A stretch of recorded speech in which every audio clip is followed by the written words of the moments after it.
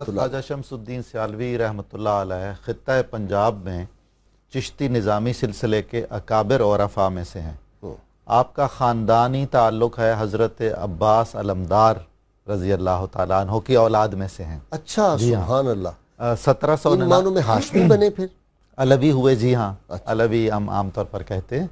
تو حضرت کا جو خاندانی سلسلہ طریقت تھا، آپ سے پہلے آپ کے تمام اکابر سلسلہ قادریہ میں مرید تھے۔ آپ کے جد اعلیٰ حضرت دادا شیر کرم علی، ان کا مزار مبارک بھی سیال شریفی میں ہے، دادے کا باغ کے نام سے اس قبرستان کو پکارتے ہیں۔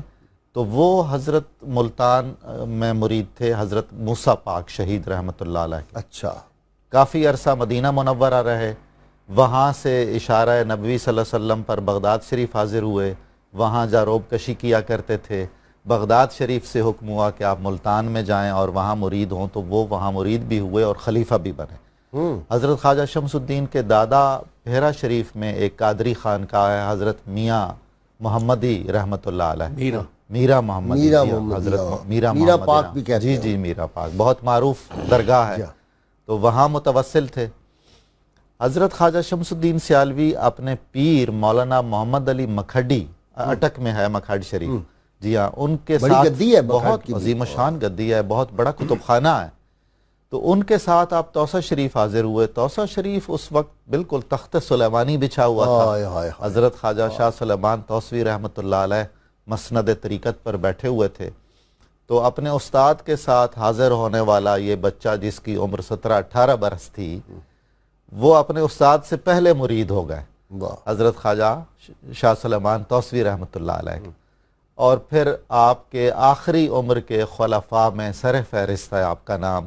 آپ کی خدمات جو ہیں اتنی کثیر طرفین ہیں کہ ابھی بات ہوگی تو اس کا ذکر ہو جائے گا۔ صدیقی صاحب، بیعت کیسے ہوئے اور تربیت گھر میں ہوئی یا مختلف جگہوں پہ پڑھتے رہے؟ جی، اس کا ذکر تو آپ نے کر دیا، جو مکھڈ شریف کا انہوں نے ذکر کیا، آپ نے زیادہ تر علوم انہی سے پڑھے، مکھڈ شریف؟ جی ہاں، مکھڈ شریف میں، اور وہ استاد زمانہ تھے اور بہت مرجع تقلید تھے۔ یہ وہی تھے جنہوں نے کہا تھا کہ مستقل میرے پاس ہی رہ جاؤ؟ جی ہاں، مستقل رہ جاؤ، کیونکہ وہ اس قدر، ایک تو حضرت شمس الدین سیالوی کی طبیعت میں سعادت کے آثار تھے، انتہائی منکسر المزاج، اور پھر یہ کہ نہایت خوبصورت شخصیت تھے، بہت وجیح و شکیل، اس قدر وجیح و شکیل تھے کہ اپنے چہرے پہ ہر وقت چادر رکھتے تھے تاکہ میں جو ایک ٹرم استعمال کرتا ہوں، تمام جمالیاتی ثروتیں جی ہاں ان کے دامن میں تھی۔ ما ھذا بشرا ان ہوا الا ملک کریم۔ تو ان کی پھر کچھ، آپ حدیث شریف کی تعلیم کے لیے ایک مختصر عرصے کے لیے کابل تشریف لے گئے، پھر اپنے استادوں کے پاس واپس آ گئے۔ ہاں، وہ ایک تاجر کے ساتھ، جی ہاں، تاجر کے ساتھ۔ تو اکثر علوم آپ نے وہیں حاصل کیے، لیکن مطالعہ کا آپ کو انتہائی شغف تھا۔ اپنے ملفوظات میں، جو کہ ان کے آخری زمانے میں مرتب کیے گئے، تو وہ فرماتے ہیں کہ میری بینائی بہت کمزور ہو گئی ہے، لیکن اب بھی مجھے توحید کی کتابوں کے مطالعے سے بڑا شغف ہے اور میں پڑھتا رہتا ہوں۔ تو اس وقت بھی جو ہے وہ نظام یہ صوفیاء پہ، یعنی ادب کتابیں لوگوں کے لے کے جاتے ہیں، ادب کتابیں جو ہیں، توحید سے مراد شیخ اکبر کی تصانیف اور جو ان کی شروحات ہیں، وہ ادب کتابیں آپ آخری عمر تک مطالعہ کیا کرتے تھے۔ حضرت پیر میر علی شاہ صاحب نے جو اپنی بیعت کا احوال لکھا ہے، انہوں نے یہ لکھا ہے کہ میری یہ شرط تھی کہ میں نے اس سے بیعت ہونا ہے جو قادری ہو، عالم بہت بڑا ہو، سید ہو اور وجیح و شکیل شخصیت ہو۔ تو جب آپ کی خدمت میں آئے تو آپ کا حسن ظاہری دیکھ کر تو دنگ رہ گئے۔ پھر جب مجلس میں بیٹھے تو اس اتفاق سے مسئلہ وحدت الوجود پہ گفتگو شروع ہو گئی۔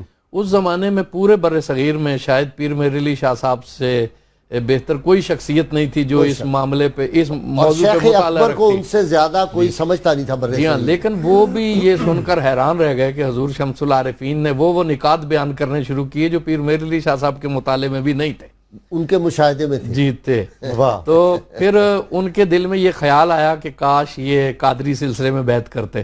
تو آپ مسکرائے اور آپ نے فرمایا کہ شاہ صاحب، مجھے مرشد نے چاروں سلسلوں میں مجاز کیا۔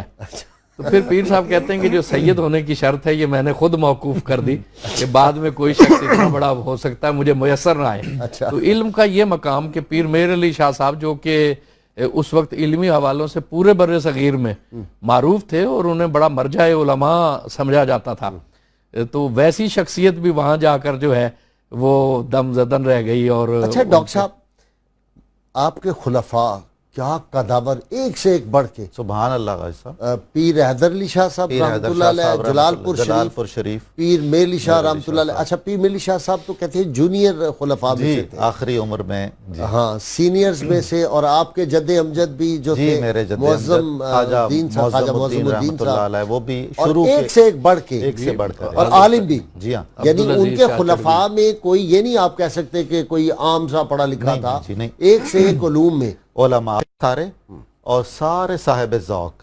ایک جو اشتراک دکھائی دیتا ہے خانقاہ سیال اچھا شریف یہاں کا ایک ذرا لوگوں کو نہیں بتا دیں، لوگوں کو نہیں کہ کتھے مہر علی کتھے تیری ثنا، گستاخ حکیم کتھے جا اڑیاں. وہ لوگوں کو اندازہ ہو جائے کہ یہ وہی پیر میری شاہ کی بات ہم کریں، یہ ان کے بھی شیخ. جی بالکل. جی خانقاہ سیال شریف میں جن اکابر علماء اور عرفاء کی تربیت ہوئی ان میں ایک قدر مشترک ہے. جیسا کہ صدیقی صاحب فرما رہے تھے، حضرت خواجہ شمس الدین سیالوی کو تصوف کی کتابوں اور شعر و سخن کی کتابوں کے مطالعے کا اتنا شوق تھا کہ آپ کا یہ انہماک زندگی کے ظاہری زندگی کے آخری لمحات تک رہا. سبحان آپ فرمایا کرتے تھے کہ سالکوں کو ابتدائی طور پر حضرت امام غزالی کی تصانیف پڑھانی چاہیے، اور جب وہ ترقی کرتے کرتے اعلیٰ مدارج تک پہنچ جائیں تو پھر مثنوی شیخ اکبر اور مثنوی جلال الدین رومی پڑھانا چاہیے. مثنوی جلال الدین رومی اور حافظ شیرازی کا دیوان یہ آپ کو بہت پسند تھا. چنانچہ ہم یہ دیکھتے ہیں کہ آپ کے جتنے بھی خلفاء تھے ان میں ایک تو کثیر تعداد میں سادات ہیں. یہ بھی عجیب شرف ہے ان کا، عجیب شرف ہے. یہ غیر سادات ہیں، وہ سارے سادات ہیں سارے، اور سارے علماء ہیں. ان میں ایسا ایک ذوق پیدا ہو گیا اپنے شیخ کے توجہ سے اور ان کی نگاہ پاک کے طفیل، کہ ان کے جتنے ذیلی سلسلے ہیں جن خانقاہوں کے آپ نام لے رہے ہیں ان میں اب علم بھی ہے اور شعر و سخن بھی ہے اور معاملات وحدت الوجود والا رنگ بھی ہے، اور اپنے اکابر سب میں تو نہیں ہے، اکثریت میں ظاہر ہے زوال پذیری تو ہوتی. جی ہاں، قافلہ حجاز میں ایک حسین بھی نہیں، ایسا ہی ہے، وہ تو ہے تابدار ابھی گیسوئے دجلہ و فرات. آپ ہی کے خلفاء میں بحیرہ شریف کی خانقاہ بھی ہے. اچھا ہاں، آگے پھر جی آگے چل کر آپ کے اکابر بھی، اور ایک جسٹس پیر محمد کرم شاہ رحمۃ اللہ علیہ کے والد گرامی. جی اور آپ کے دادا. جی اور ان کے دادا، ان کے دادا امیر شاہ صاحب جو ہیں حضرت شمس العارفین سے خلیفہ ہیں. اسی طرح وادی سون سکیسر میں کفری ایک گاؤں ہے، وہاں ایک خانقاہ ہے مکان شریف. وہاں کے حضرت میاں عبدالعزیز بھی آپ کے بڑے خلفاء میں شمار ہوتے ہیں. اچھا، ان کے پوتے حضرت صاحبزادہ عزیز احمد صاحب رحمۃ اللہ علیہ، وہ آستانہ عالیہ سیال شریف میں جو دارالعلوم ہے طویل عرصہ اس کے صدر مدرس بھی رہے، بہت بڑے عالم فاضل صاحب ذوق بزرگ تھے. اب بھی مدرسہ اس سطح کا ہے؟ دارالعلوم سیال شریف میں بہت ہی زیادہ علماء رہے ہمیشہ. اب آپ دیکھ لیجئے کہ 150 برس تقریباً تاریخ ہو گئی اس دارالعلوم کی. ظاہر ہے اس میں نشیب و فراز آتے رہے، لیکن بہرحال اس پورے خطے میں اس کی خدمات اپنی جگہ پر ہیں. اور بڑے بڑے خاندان جو ہیں وہ ان کے عقیدت مند رہے اور کسی سے متاثر بھی نہیں ہوئے. یعنی بڑے نواب جاگیردار جنہوں نے انگریز سے بڑی جائیدادیں لی تھیں، یہ نہیں ہوا کہ وہ ان سے متاثر ہو گئے. جیسے آج ہم دور زوال میں دیکھتے ہیں کہ حکومتوں کے کاسا لیس بن جاتے ہیں جا کے. اور ابھی وصال ہوا ہے مفتی مظہر اللہ، بہت ہی بڑے عالم تھے، ابھی وہ شیخ الحدیث تھے جب ان کا وصال ہوا سیال شریف کے. اچھا جی، تو اب بھی وہ روایت بڑی حد تک دارالعلوم اور علمی معاملات کو سیال شریف والوں نے دیکھا. خدمات کے حوالے سے ذرا فرمائیں. چشتیہ سلسلے میں بزرگوں نے کتابیں نہیں لکھی، یہ بڑی حیرت ہے. جسٹس پیر کرم شاہ صاحب مجھے لگتا ہے کہ پہلے ہیں، اور یہ جو تھے صاحبزادہ نصیر الدین گولڑوی اور حضرت پیر میری شاہ صاحب. ایسا ہے کہ حضرت شاہ کلیم اللہ جہان آبادی رحمۃ اللہ علیہ کی درجنوں تصانیف ہیں بے شک. اچھا، اور پھر اس کے بعد حضرت خواجہ زیادہ تو ملفوظات ہی چلے ہیں. نہیں ان کی باقاعدہ جس طرح عوارف المعارف ہے، کشف المعجوب ہے، اس طرح کی کوئی کتاب کا نام لینا. مشائخ گجرات ہیں. اصل میں ایسا ہے کہ شروع میں جب حضرات یہ تشریف لائے بر صغیر میں، تو اس وقت تو ماحول عوام کو اسلام کی طرف لانے کے لیے گفتگو، ملفوظات، مجالس، تبلیغ کی طرف رہی. لیکن بعد میں جو مشائخ گجرات ہیں انہوں نے بھی تصانیف کی، بڑی اعلیٰ پائے کی. اور شاہ کلیم اللہ جہان آبادی تو 12ویں صدی کے مجدد شمار ہوتے ہیں. جی، میں نے اور ان کی بہت تصانیف ہیں. نظامی صاحب اگر ان پہ روشنی ڈالیں. کچھ میں نے پڑھی ہے لیکن چھوٹی چھوٹی کتابیں چھوٹی چھوٹی کتابیں، کوئی بڑی ضخیم کتاب مجھے نظر نہیں پڑی. لیکن ہیں درجنوں میں.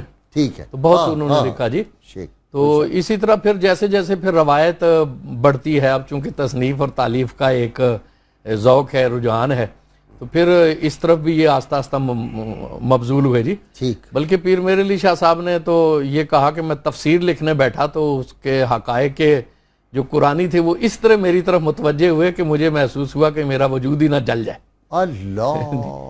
تو سبحان اللہ سبحان اللہ. اور پھر وہ جو جب انہوں نے یہ ختم نبوت کے مسئلے پہ قلم اٹھایا تو وہ فرماتے ہیں کہ میں محسوس کرتا تھا کہ میرے شیخ حضرت شمس العارفین سیالوی میرے سامنے موجود ہیں اور یہ علوم ان کے سینے سے مجھ پر القاء ہو رہے ہیں. واہ واہ. تو ایک علم کا ذوق جو ہے وہ اس کی آبیاری پھر اس زمانے کے مطابق سیال شریف نے بہت زیادہ کی ادارے بھی بنائے. بات بڑی جو مجھے متاثر کرتی ہے، انگریزوں کے سامنے نہیں جھکے نہیں بکے، اور آگے آپ کے جو اولاد پاک ہے اس میں بھی کوئی نہیں. خواجہ قمر الدین سیالوی رحمۃ اللہ علیہ تک جی بالکل کسی نے سرنڈر نہیں کیا حکومتوں کے سامنے، کسی نے جاگیر نہیں لی، ختم نبوت کے مسئلے پہ کھڑے رہے. اور بڑی کل میرے ایک عزیز جو ایک یونیورسٹی میں طالب علم ہیں، ان کے ایک استاد ان کو ملے تو کوئی تعارف کرایا ہوگا نذیر غازی صاحب کو، اس نے کہا وہ جج نہیں لگتے ہائی کورٹ کے، جج رہے ہیں. وہ ختم نبوت کی بات اور ناموس رسالت کی اس دور میں تو پڑھا لکھا آدمی اور باتیں ایسی کرتا ہے. میں نے کہا ان کو نہیں پتا، جب قبر نظر آتی ہے تو ہم نے بڑے بڑے فرعون دیکھے ہیں، بڑے بڑے لوگ. میں نے کہا یہی زندگی ہے ہماری اور اللہ ہمیں اسی پہ قائم رکھے. اگر اس کا نام نعوذ باللہ جہالت ہے یہ بات کرنا تو اللہ ہمیں اس جہالت پہ جی نہیں، ہم اسی جہالت پہ خوش ہیں، اس میں کوئی یہ خاص ان کا سلسلہ رہا. ختم نبوت، تحریک کشمیر، جو بھی تحریک پاکستان میں بڑی. وہ آپ کتنے سفر کہتے تھے، کتنے میلوں؟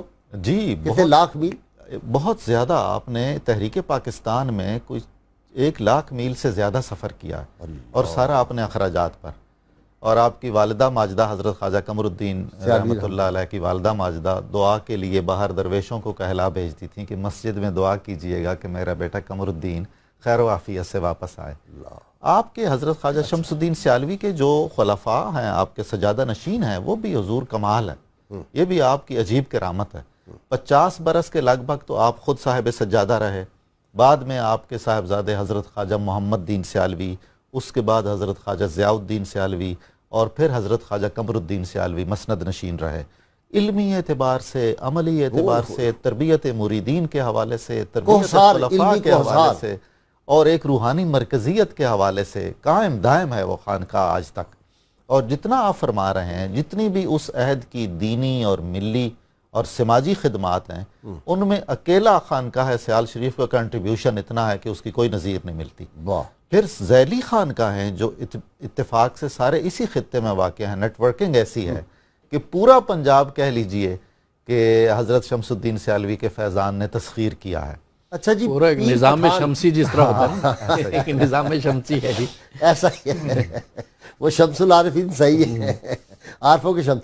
اچھا، پیر پٹھان کی بھی تو آپ داد دیجئے نا. وہ نگاہ جو ولی ہے وہ کیسا پک کیا انہوں نے. جی ہاں، وہ ان کی بڑے خوبصورت الفاظ ہیں. اللہ سائیں میرے سیال کو رنگ لائیں. ہائے ہائے ہائے. اور یہ کیسا کہ ایک لوگ بیٹھے ہوئے تھے تو ایک بڑے ملکوتی حسن کے حامل درویش حضرت پیر پٹھان کی خدمت میں آئے اور راز و نیاز کرتے رہے. تو جب وہ کمرے سے اٹھ کر اجازت لے کر باہر گئے تو حضور پیر پٹھان نے کہا کہ یہ خضر علیہ السلام ہے. ہاں، یہ واقعہ آپ نے مکمل کرنا ہے. میں بریک کے لیے جاؤں، میں نے جان بوجھ کے روک دیا تاکہ واقعہ جو ہے وہ پورا بیان تفصیل سے اس کو کریں. جناب خضر کے لیے لوگ بڑی ہم بھی آرزویں کرتے ہیں، تو یہ لوگوں کو پتہ چلے کہ خضر سے بھی بڑھ کے فیضان لوگوں کو ملتا ہے اپنے شیوخ سے.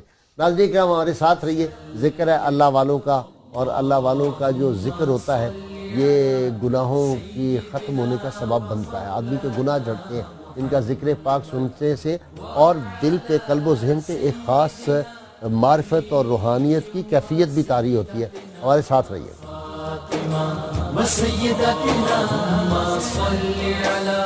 سيدنا ومولانا محمد وعلى سيدنا علي وسيدتنا فاطمة وسيدتنا زينب وسيدنا حسن وسيدنا حسين وعلى آله وصحبه وبارك وسلم.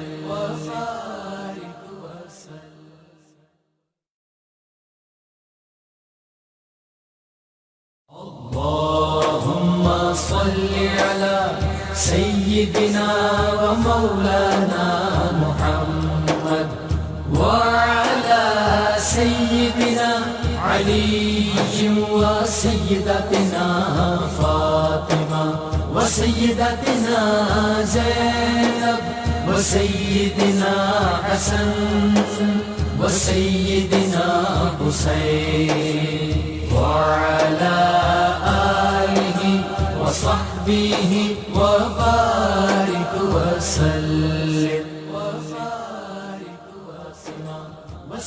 ویلکم بیک ناظرین کرام. جی صدیقی صاحب، جناب خضر، وہ کیا ہے کہ اے ذوق کسی ہمدم دیرینہ کا ملنا بہتر ہے ملاقات مسیحا و خضر سے. جی جناب خضر علیہ السلام کی ملاقات. وہ راز و نیاز کرتے رہے جب وہ اٹھے.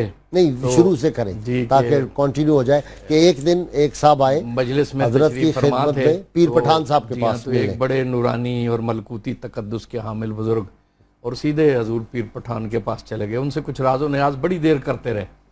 پھر جب اجازت لے کر وہ کمرے سے باہر تشریف لے گئے تو حضور پیر پٹھان نے ارشاد فرمایا کہ یہ خضر علیہ السلام ہے اور جس نے ان سے ملنا ہے کوئی بات پوچھنی ہے تو چلا جائے. سب کو فرمایا جس نے زیارت. لوگ بے ساختہ اٹھ کر باہر کی طرف دوڑے کہ خضر علیہ السلام ہے. تو حضرت شمس الدین سیالوی وہیں پر بیٹھے رہے. تو پیر پٹھان نے ان سے پوچھا کہ بھئی تمہیں خضر علیہ السلام سے کوئی بات نہیں کرنی؟ تو انہوں نے فرمایا کہ جس کی ملاقات کے لیے خضر خود چل کر آئے ہیں تو میں تو ان کی خدمت میں بیٹھا ہوں. تو وہ اس وقت پھر انہوں نے کہتے ہیں کہ کوئی خاص فیض آپ کو سینے سے لگا کے منتقل فرمایا اور فرمایا کہ اللہ سائیں میرے سیال کو رنگ لائیں. اور مرشد سے وابستگی جو تھی یہ وابستگی یہ آج تک سیال شریف کی روایت میں تونسا شریف کا ادب احترام اسی طرح ہی ہے. یہ ان سارے چشتیوں میں اور وہ جو ہے جو اپنے ہیں یہ تونسا والے وہ جب مہار شریف جاتے ہیں تو وہاں میں نے دیکھا کہ جس درجہ احترام کرتے ہیں. مہار شریف حضرت پیر پٹھان جایا کرتے تھے تو کم از کم 150 میل کا سفر ہے. جی ہاں. حضرت شمس الدین سیالوی ساتھ ساتھ دوڑتے جاتے گھوڑے کے. تو ایک دفعہ ان کی وہ نظر پڑی تو دیکھا کہ ان کے پاؤں میں جوتے نہیں ہیں. تو انہوں نے برایا اور کہا یہ جوتے جو ہے اپنے پاؤں میں پہن لو. اپنے جوتے دے دیے چونکہ وہ تو سواری پہ تھے. پھر اپنے وظائف پڑھنے لگے. پھر جو نظر پڑی تو وہ جوتے آپ کی دستار پہ رکھے ہوئے تھے اور وہ آپ اسی وارفتگی شوق میں چلے جا رہے تھے. اس پہ آپ کو جعفر قاسمی مرحوم کی ایک بات سنانی میں نے. ایک کالر لے لیں. جی السلام علیکم. غازی صاحب وعلیکم السلام. جی جناب.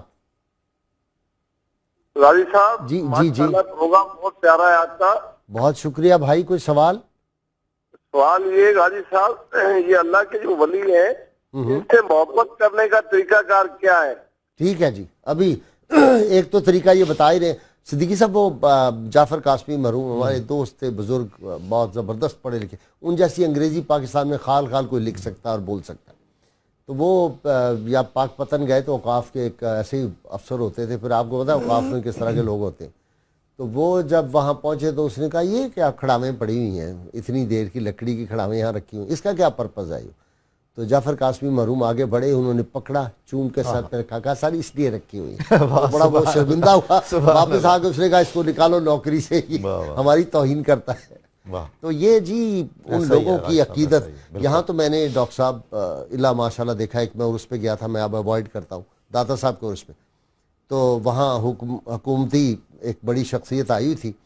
تو سب لوگوں کی توجہ داتا صاحب کی طرف کم تھی اور ان کی طرف زیادہ تھی. جی ہاں. تو میں نے اپنے ایک ساتھی جو ساتھ بیٹھے تھے میں نے کہا اگر داتا صاحب بھی اپنے مزار پاک سے باہر اس وقت آ جائیں ظاہری حیات میں تو یہ وزیر اعلیٰ کی طرف ہی دیکھتے رہیں گے ادھر کم دیکھیں گے. یہ ہماری عقیدتیں اس طرح کی ہے. جی بھائی صاحب خانقاہ سیال شریف کے امتیازات پر جو بات ہو رہی تھی اس میں یہ ایڈ کرنا چاہوں گا کہ جو چشتی نظامی خاص طور پر اس دور کے مشائخ ہیں ان میں ایک قدر مشترک ہے. وہ یہ ہے کہ شیخ کی آخری عمر میں جو خلفاء بنتے ہیں وہ نوجوان ہوتے ہیں اور ان سے بہت ہی زیادہ محنت اور مشقت کروائی جاتی ہے. بلکہ چشتی نظامیوں میں تو مشہور ہے کہ یہ اچھی طرح رگڑا لگا کر کچھ عنایت فرماتے ہیں اگر عنایت فرمائیں تو. خود حضرت خواجہ شمس الدین سیالوی 17-18 سال کی عمر میں متوسل ہوئے 36 سال میں خلافت مل گئی. میں تو حیران ہوں. 36 سال کی عمر ہے. ایسا ہی ہے.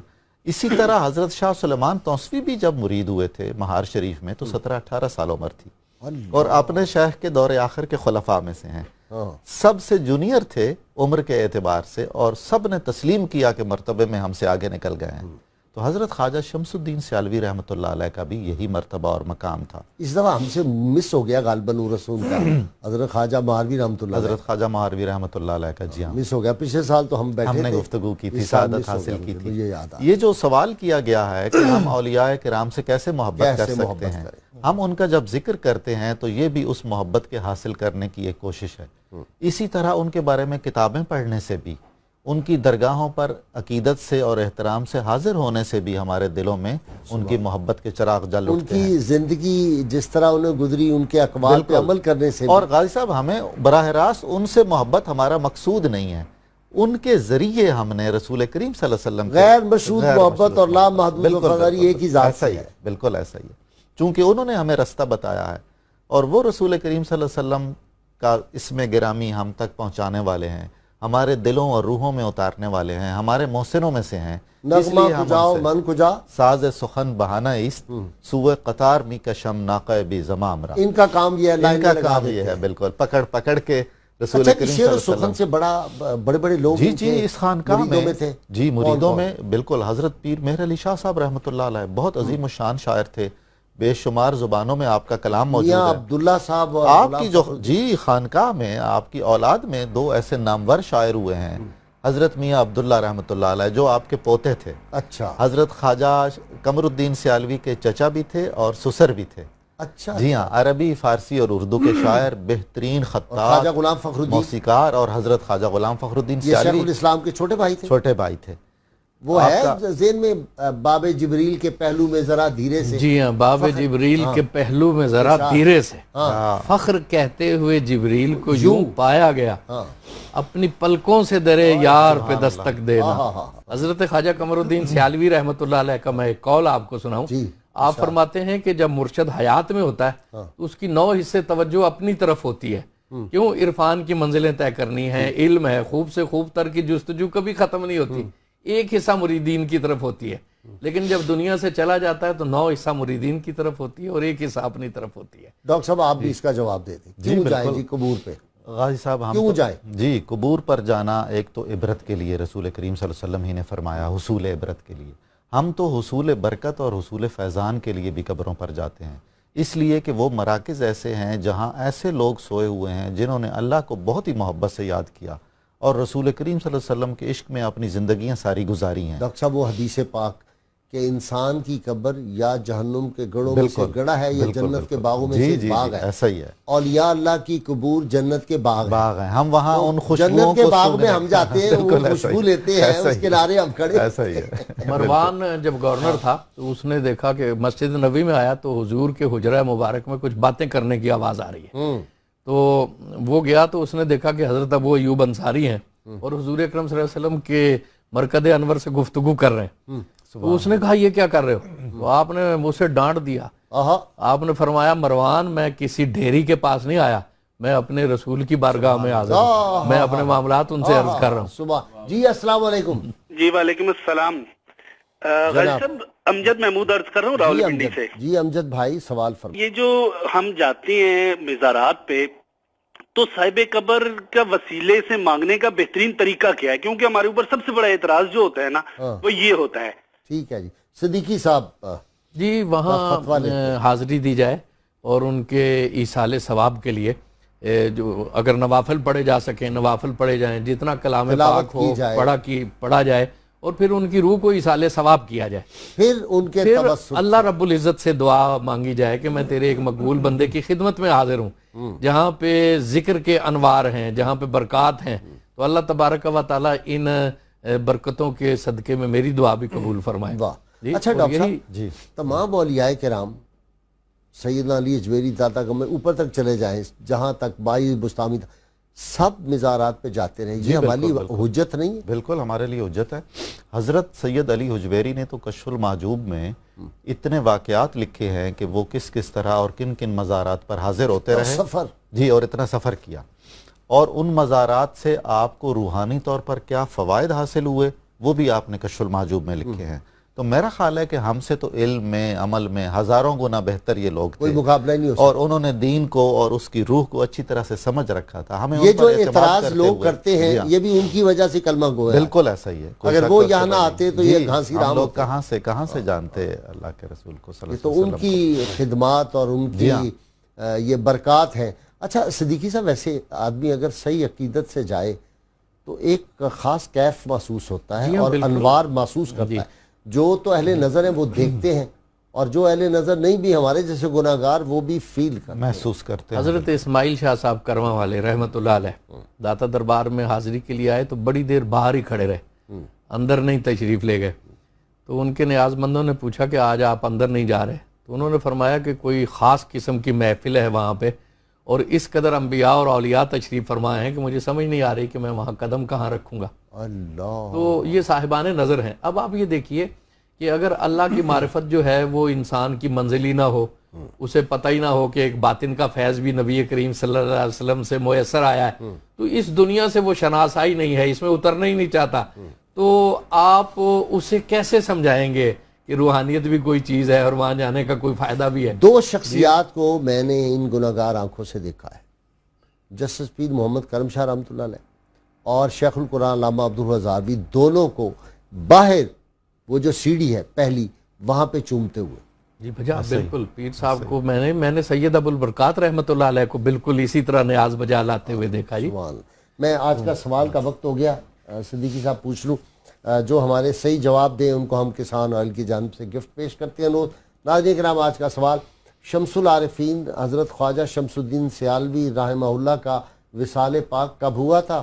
اور گزشتہ جو کل ہم نے سوال آپ سے پوچھا تھا، قبر میں انسان سے کل 3 سوال کیے جائیں گے. درست جواب دینے والے خوش نصیبوں کے نام ہیں محمد اکرام صاحب لاہور، قاری دلشاد حسین گجرانوالا، شہباز اکمل قصور، رضوان صاحب کراچی، زارا خان صاحبہ ملتان، خاور سیالوی راول پنڈی، تحسین فیصل آباد، شاہ احمد رضا میاں چنو، سائرہ صاحبہ ایبٹ آباد اور محمد منیر قادری واہ کینٹ. آپ سب کو انشاءاللہ تعالی آپ کے گفٹ جو ہیں آپ کے گھروں پہ ڈیلیور کر دیے جائیں گے. جی صدیقی صاحب وہ بات، ہاں جی ڈاکٹر صاحب، ہم نے تو اولیاء کو یہ دیکھا جی بالکل پہلی سیڑھی کو چومتے تھے. ایسا ہی ہے. بہت سارے تو پہلی سیڑھی کو بھی نہیں چومتے کہ ہمارے ہونٹ اس قابل نہیں ہیں کہ ہم اسے بھی چومیں.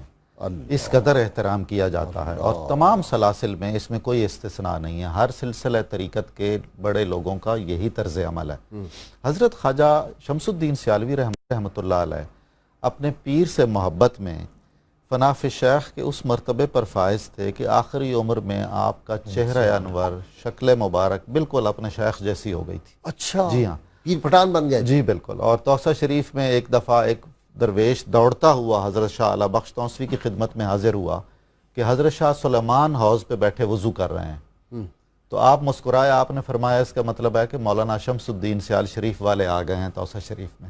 اتنی ریزبلنس ہو گئی تھی. ظاہر ہے وہ جو من و تو والا مرحلہ ہی ختم ہو جاتا ہے. اچھا یہ اکثر دیکھا ہے میں نے. جی ہاں، کہ جو مرید صادق ہوتے ہیں کوئی شک نہیں، وہ بالکل اپنے شیخ سے ملتے جلتے ہیں. میں اصل میں جو انٹرنیشنل سیمینار میں گیا تھا لندن تقریر کرنے کے لیے، تو جب میں اسٹیج پہ جا کھڑا ہوا تقریر کرنے لگا تو میں نے دیکھا کہ ایسے ہے جیسے جسد پیر کرم شاہ بیٹھے ہوئے ہیں آگے. کئی لوگ اتنی مماثلت تھی کہ میں حیران ہو گیا دیکھ کے کہ یہ تو لگتا ہے وہی بیٹھے ہوئے. دیکھیں نا، آج نفسیات کہتی ہے کہ ہم جو سوچتے ہیں وہی بنتے ہیں. تو جب غور و فکر کے زاویوں پہ کسی کی محبت راسخ ہو تو پھر جسم کے خلیے بھی اسی طرح ہی ہونے شروع ہو جاتے ہیں. جی اس لیے سائنسدان کہتے ہیں یا یہ ڈاکٹرز رات کے جب فیملی وے پہ ہو خاتون تو فیملی کا جو سب سے حسین آدمی ہے اس کو دیکھتے ہیں. غازی صاحب، حضرت شیخ شمس یوسف علیہ السلام وہ کہہ رہے سورہ یوسف کی تلاوت کرنی چاہیے زیادہ. بالکل ایسا.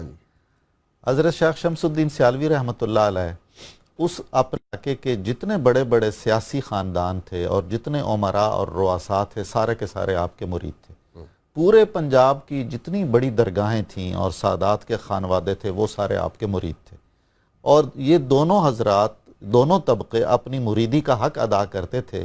کمال یہ ہے کہ حضرت شیخ شمس الدین سیالوی پوری زندگی میں آپ کی زبان سے کوئی ایسا لفظ، ایسا جملہ ثابت نہیں ہے جس میں کوئی دعویٰ ہو.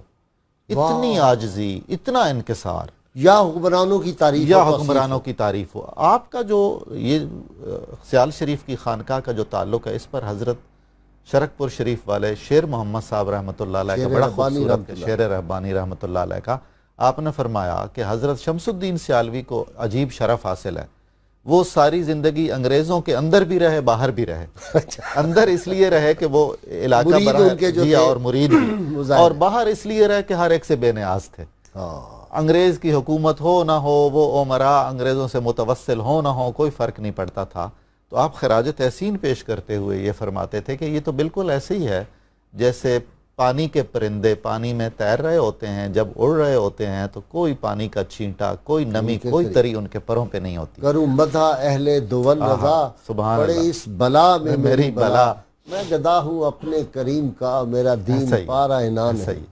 چنانچہ آپ کبھی اپنے لیے امتیازی کوئی بھی رویہ اختیار نہیں کرتے تھے. مسجد میں بھی تشریف لے جاتے تھے تو جو چٹائی اور صف عام نمازیوں کے لیے ہوتی تھی وہی استعمال کرتے تھے.